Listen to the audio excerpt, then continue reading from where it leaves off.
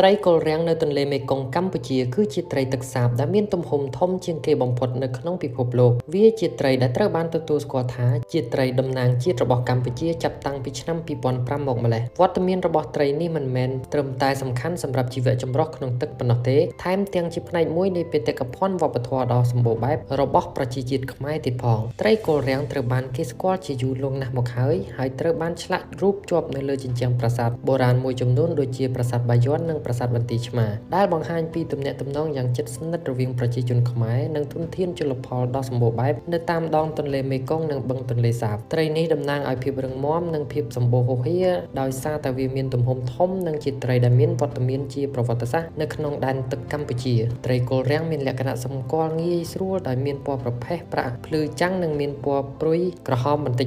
ត្រីនេះអាចលូតលាស់រហូតដល់ប្រវែង3ម៉ែត្រនិងមានទម្ងន់ដល់ទៅ300គីឡូក្រាមវាជាប្រភេទត្រីចំណាក់ស្រុកដែលធ្វើដំណើរពីទន្លេមេគង្គទៅបឹងទន្លេសាបដើម្បីបន្តពូជបច្ចុប្បន្នត្រីកុលរាំងត្រូវបានចាត់ទុកជាប្រភេទត្រីជិតផុតពូជដោយអង្គការអន្តរជាតិដើម្បីការអភិរក្សធម្មជាតិដោយសារតែការនេសាទហួសកម្រិតនិងការបាត់បង់ទីជម្រកដូច្នេះហើយទើបកិច្ចខិតខំប្រឹងប្រែងដើម្បីរក្សាអភិរក្សត្រីដ៏មានតម្លៃនេះបានក្លាយជាកាតព្វកិច្ចចម្បងមួយរបស់រាជរដ្ឋាភិបាលនិងប្រជាជនកម្ពុជាដើម្បីការពារកុំឲ្យនិមិត្តរូបជាតិនេះបាត់បង់ទៅ